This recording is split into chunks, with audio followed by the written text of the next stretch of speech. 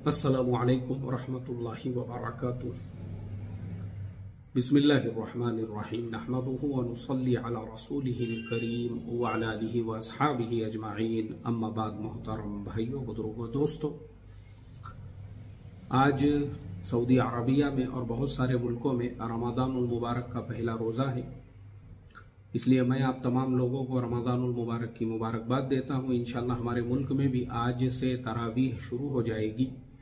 अल्लाह ताला से दुआ करता हूँ, अल्लाह तबारक व तआला रमज़ानुल मुबारक के इस बाबरकत महीने को हम तमाम के लिए रहमतो, आफ़ियतो, बरकतो, मग़फ़िरत और जहन्नुम से खलासी का ज़रिया बनाए। हमारे दिलों को कुरान करीम और रमज़ान के अनवार से मुनव्वर फरमाए। हम तमाम को मारिफत का नूर अता फरमाए और हम तमाम को भी अल्लाह तबारक व तआला इस बाबरकत और मुबारक महीने की तरह ही बाकी की पूरी ज़िंदगी भी गुजारने की तौफ़ीक़ अता फरमाए। मुद्दे की बात यह है कि 2 रोज़ पहले दिल्ली में एक मस्जिद के बाहर लोग जुमा की नमाज़ पढ़ रहे थे। पुलिस वाले ने उनको लातों से मारा, पुलिस वाले को सस्पेंड किया गया। और इसी तरह से अब जो रमज़ान का महीना है तो ये जो खबर है ये एक इशू बनी हुई है और अंदेशा है, अल्लाह ना करे कि पूरे रमज़ान के महीने में अब क्या होगा, दूसरे दीगर शहरों के अंदर भी अगर मस्जिदें भर जाती है और लोग रोड रास्तों पे आते हैं ना, तो फिर अब इस तरह से, क्योंकि ये एक चीज़ बहुत बड़ा मुद्दा बनी हुई है, तो फिर अब उनके ऊपर कुछ भी लीगल कार्रवाई की जा सकती है, उनको सताया भी जा सकता है, परेशान भी किया जा सकता है। इसलिए मैंने 2 रोज़ पहले ही अपने एक वीडियो के अंदर ये कहा था कि देखो, अपनी मस्जिदों में 2-2, 3-3 जमातें करो, कोई हर्ज नहीं है उसके अंदर। हालात ऐसे है, अगर दुश्मनाने इस्लाम से आपको इस चीज़ का डर है कि वो आपको तकलीफ़ पहुंचाएंगे, आपके नमाजों में रखना डालेंगे, तो बेहतर यह है आप हिकमत वाला रास्ता इख्तियार करो और मस्जिदों के अंदर 2, 3, 4, 5 मरतबा जो है जमातें करो। कोई हर्ज नहीं है। फजर की 2-2, 3-3 जमातें करो, बाकी नमाजों की, तरावियों की भी 2-2, 3-3 जमातें करो। और आजकल जो है नए नए बच्चे मदरसों से बहुत सारे फारिग होते हैं, हुफ़ाज होते हैं, वो बच्चों में भी एक जज्बा होता है। तो 2-3 तरावियाँ होंगी तो बच्चों को भी मौका मिलेगा पहली, दूसरी या तीसरी तरावी में कुरान करीम सुनाने का, और इंशाअल्लाह किसी को कोई दिक्कत भी नहीं होगी, तकलीफ भी नहीं होगी, और हम अपने मस्जिद की 4 दीवारी के अंदर जो है अपनी नमाजें अदा करेंगे। इसमें अब मैं आपको दूसरी अहम बात बताना ये चाहता हूँ कि बहुत सारे शहरों से लोगों ने मुझे मैसेज किए और बहुत सारे लोगों ने कमेंट्स भी किए, बोले मुफ्ती साहब हमने अपने मस्जिद के जिम्मेदारों से बात की है तो वो इस चीज़ के लिए राज़ी नहीं है, मतलब वो दूसरी जमात, तीसरी जमात नहीं कराना चाहते हैं अपनी मस्जिद में। तो ऐसे तमाम शहरों के लोग, जैसे पुणे है, मुंबई है और मीरा रोड है, और इसी तरह से जो है नाला सोपारा है, मुमरा है, कुर्ला है, और हैदराबाद है, और बेंगलुरु है, दिल्ली है, और जितने भी बड़े बड़े शहर हैं, अहमदाबाद वगैरह, जिन शहरों के अंदर मुसलमानों की ऐसी बस्तियां हैं और मस्जिद वाले इसके लिए राजी नहीं हैं और डर है और अंदेशा है। देखो, इसमें एक चीज़ और याद रखो, बहुत सारे लोगों ने क्या किए, कमेंट किए, बोले वो ये यात्रा निकलती है, वो यात्रा भी तो रोडों रास्तों से जाती है। देखो, ये टाइम हुज्जत करने का नहीं है और ये टाइम जो है ना, ये सब बताने का नहीं है। हिकमत किसे कहते हैं, हिकमत को भी समझो। अल्लाह के नबी सल्लल्लाहु अलैहि वसल्लम के साथ में भी हुदैबिया के मौके पर सहाबा इकराम की पूरी जमात थी। उसके बावजूद आप तो मक्कातुल मुकर्रमा के बिल्कुल मुंह पर बैठे हुए थे, वहां से आप मदीने को वापस चले गए। इसको हिकमत कहते हैं, इसको बुज़दिली नहीं कहते हैं, इसको डरपोकपन नहीं कहते हैं, इसको हिकमत कहते हैं। और ये मुसलमानों में नहीं है। आज लोग कमेंट कर रहे हैं नीचे कि तुम अपने ही लोगों को बता रहे हो, ये कर रहे हो, अरे वो भी ऐसा करते, ये भी वैसा करते। ये टाइम जो है ना, इस तरह से हुज्जतबाजियां नहीं करने का है, बल्कि हमको हिकमत वाला रास्ता ये इख्तियार करना है कि हमारे मस्जिदों में 2-2, 3-3 जमातें, और अगर मस्जिद के जिम्मेदार नहीं मान रहे हैं तो बहुत आसान और सिंपल तरीका है, अपने बिल्डिंगों के टेरिस को मस्जिद बनाओ, अपने बिल्डिंगों की पार्किंग को मस्जिद बनाओ, आपके बिल्डिंग में शुरू कर दो, आप तरावी वहीं शुरू करो, मगरिब अपने बिल्डिंग में पढ़ो टेरिस के ऊपर। मस्जिद किसे कहते हैं, मस्जिद कहते हैं उस जगह को जहां लोग सजदा करते हैं।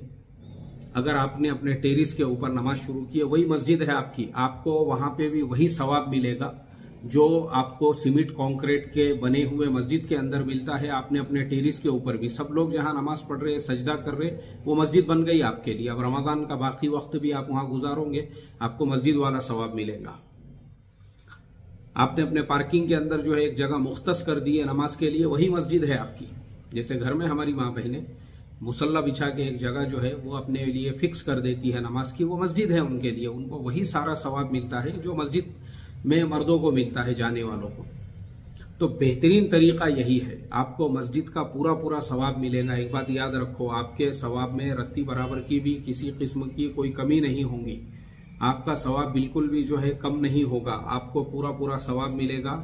और डबल सवाब मिलेगा कि आपने एक फितने को ख़त्म करने के लिए, शर को ख़त्म करने के लिए हिकमत वाला रास्ता इख्तियार किए, तो वो हिकमत का भी आपको सवाब मिलेगा। तो याद रखो, आप अपने जो बिल्डिंग में भी आप रहते हो, तो जिस बिल्डिंग के अंदर सिर्फ ईमान वाले रहते हैं, तो वैसे बिल्डिंगों में तो कोई मसला ही नहीं है। टेरिस पे या फिर आप जो है अपने जो है पार्किंग के अंदर नमाज शुरू करो।